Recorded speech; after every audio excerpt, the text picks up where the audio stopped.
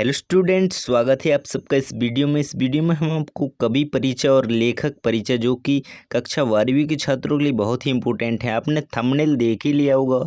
तो कवि परिचय और लेखक परिचय जो आपकी परीक्षा 2022 के लिए, आपकी कोई भी परीक्षा हो कक्षा 12वीं के स्टूडेंट के लिए, तो आपकी न्यू हिंदी एनसीईआरटी है, इसके लिए बहुत ही इम्पोर्टेंट कवि परिचय और लेखक परिचय के विद सॉल्यूशन में यहाँ पर लेकर आके आ गया हूँ।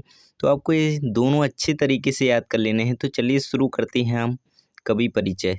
देखिए, तो हम सबसे पहले देख रहे हैं पार्ट 4 है जो आपका रघुवीर सहाय इसके लेखक हैं, कवि हैं। तो इनका हम कवि परिचय पूरा देखेंगे। देखिए, इनका पार्ट 4 में आपने पढ़ा होगा, यदि कैमरे में बंद अपाहिज, इनके पाठ का नाम है। तो आपको ये याद कर लेना है, रघुवीर सहाय जिसके कवि हैं, तो आपको ये याद रख लेना है। देखिए, तो हम इनका कवि परिचय देखेंगे, बहुत ही महत्वपूर्ण है। तो आपको ये परीक्षा के लिए तैयार कर लेना है। तो देखिए, कक्षा 12वीं हिंदी, देखिए कवि परिचय हम देख रहे हैं। इनका जन्म 9 दिसंबर 1929 को हुआ था। इनकी मृत्यु इस प्रकार से आप यहाँ पे देख सकते हैं, ये इनका विवरण है।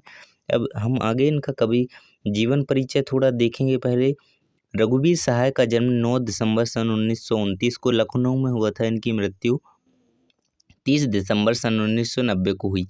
और शिक्षा के क्षेत्र में इनका देखें हम यदि, तो 1951 में लखनऊ विश्वविद्यालय में अंग्रेजी साहित्य में एमए किया और 1946 से ही साहित्य सृजन करने लगे। इस प्रकार से आप इनका आगे पूरा कवि परिचय याद कर लेंगे। वेरी वेरी मोस्ट इम्पोर्टेंट है ये आपकी परीक्षाओं के लिए, तो आपको ये अच्छे से याद कर लेना है। देखिए, रघुवीर सहाय समकालीन हिंदी कविता के महत्वपूर्ण स्तंभ हैं। उनके साहित्य में पत्रकारिता का साहित्य का गहरा असर दिखाई पड़ता है। इनकी कविता मानव संबंध की खोज करती हैं, जिनकी आशाओं और सपनों की आज़ादी लड़ी गई थी। इस प्रकार से आप इनका पूरा कवि परिचय यहाँ तक भाषा शैली तक याद कर लेंगे, क्योंकि ये मोस्ट इम्पोर्टेंट है आपकी सभी परीक्षाओं के लिए। तो आपकी कोई भी परीक्षा हो, चाहे त्रैमासिक, अर्धवार्षिक या प्री बोर्ड या फिर वार्षिक, बोर्ड एग्जाम तक के लिए वेरी वेरी मोस्ट इम्पोर्टेंट मैं आपको बता रहा हूँ। तो सभी आपको याद कर लेने हैं। तो चलिए हम देख लेते हैं लेखक परिचय, जो कि महादेवी वर्मा का है। तो ये पहला पाठ है आपका गद्य साहित्य का। तो इस पहले पाठ भक्तिन इसका नाम है पाठ का, महादेवी वर्मा जी जिसकी कवित्री हैं। तो आप इसको देख लेंगे। लेखक परिचय हम यहाँ पे देखने वाले हैं महादेवी वर्मा का। तो देखिए, भक्तिन पाठ है आपका, जो उसका कवि परिचय, लेखक परिचय हम देखेंगे। तो आगे देख लेते हैं हम। महादेवी वर्मा जी का जन्म 26 मार्च सन 1907 को हुआ था और इनकी मृत्यु, इनका निधन 11 सितंबर सन 1987 को हुआ था। आप इनका जीवन परिचय कुछ इस प्रकार से देख लेंगे। फिर मैं यहाँ पे आपको दिखाता हूँ रचनाओं से, है ना।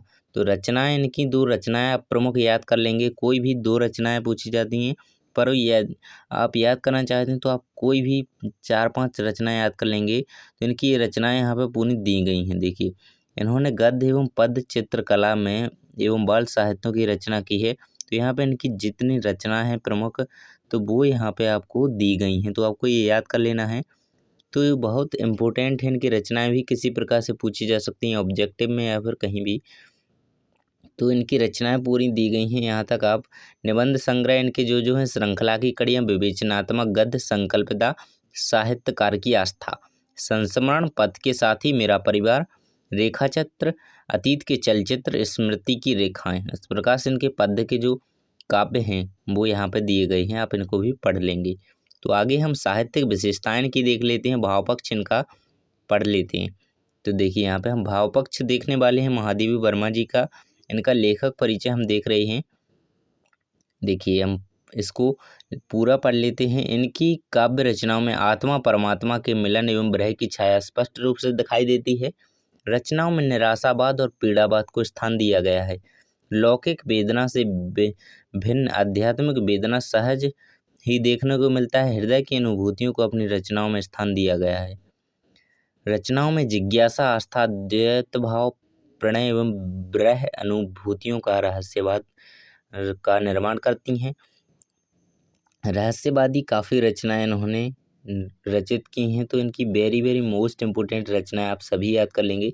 अब इनका भाव पक्ष देख लिया हमने, अब कला पक्ष हम देख लेंगे। यहाँ पे भाषा शैली इनकी पूरी तरह से यहाँ पे दी गई है, तो आप इसे अच्छी तरीके से रीड कर लेंगे और पूरा याद कर लेंगे। आपकी परीक्षा के लिए इम्पोर्टेंट है, तो आपको ये याद कर लेना है। प्रारंभिक कविताएं ब्रजभाषा की थी। इसके पश्चात संपूर्ण रचनाओं में संस्कृत मिश्रित खड़ी बोली का प्रयोग किया है। तो इनकी प्रारंभिक रचनाएं, जो इनके प्रथम पहली रचनाएं जो करती थी वो, तो इनकी प्रारंभिक रचनाएं ब्रजभाषा में थी।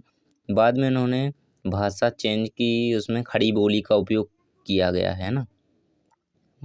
पश्चात देखिए, भाषा मधुर कोमल व प्रभावपूर्ण एवं सरल है। काव्य में इन्होंने रस छंद शिल्प और प्रतीक का प्रयोग किया है।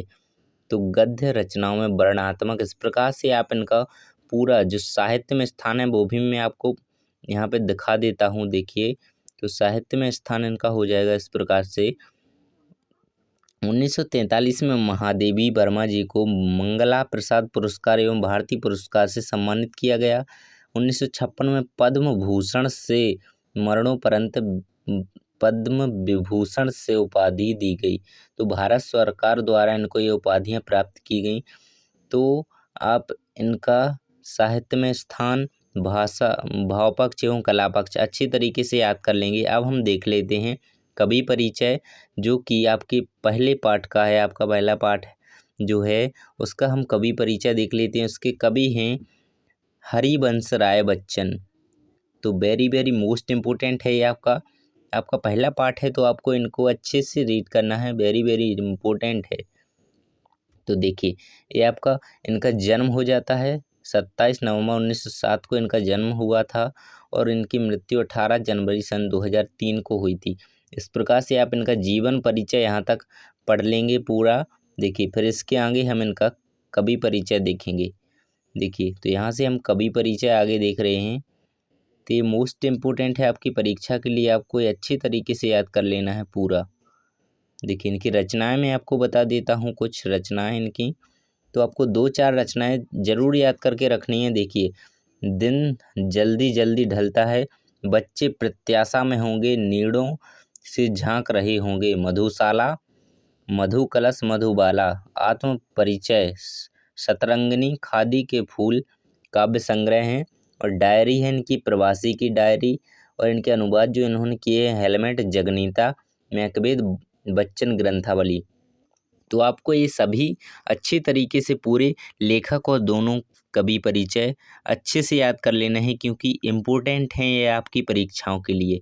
अगला है लेखक में अवधी व हिंदी भाषा थी, सहजता और संवेदनशीलता उनकी कविता का विशेष गुण है। इन्होंने बड़े साहस और धैर्य और सच्चाई के साथ सीधी सादी भाषा शैली का उपयोग इन्होंने किया है। देखिए, इस प्रकार से आप इनका पूरी भाषा लिख देंगे कि इन्होंने किस प्रकार से भाषा का उपयोग। यहाँ पे हम साहित्य में स्थान देख लेते हैं हम। देखिए, साहित्य में स्थान, तो साहित्य अकादमी से सम्मानित किया गया इनको सोवियत लैंड नेहरू पुरस्कार तथा एग्रो एशियाई सम्मेलन के कमल पुरस्कार से भी सम्मानित किया गया। तो इस प्रकार से आप इनका साहित्य में स्थान देख लेंगे और पूरा याद कर लेंगे। परीक्षाओं के लिए इम्पोर्टेंट हैं। तो यदि आपने अभी तक चैनल को सब्सक्राइब नहीं किया है तो जल्दी से सब्सक्राइब कर दीजिए, क्योंकि सभी हमने आपको ये लेखक परिचय और कवि परिचय जो भी आपके पहले पाठों के हैं, पूछे जाने की संभावना है, तो इनको आप अच्छे से याद कर लीजिए। और अभी तक सब्सक्राइब नहीं किया है यदि, तो जल्दी से सब्सक्राइब कर दीजिए। और देखिए, ये लेखक परिचय और कवि परिचय इम्पोर्टेंट हैं, तो आप इन्हें परीक्षाओं के लिए तैयार कर लेंगे। तो आपकी बोर्ड परीक्षा 2022 के लिए ये बहुत ही इम्पोर्टेंट हैं, तो आपको ये अच्छे से याद करके जाना है। तो आप चैनल पर नए हैं तो सब्सक्राइब जल्दी से कर दीजिए और बेल आइकन को भी दबा दीजिए। इससे क्या होगा कि आपको नए नए वीडियो के अपडेट्स मिलते रहेंगे। थैंक्स फॉर वॉचिंग, मिलते हैं अगले वीडियो में।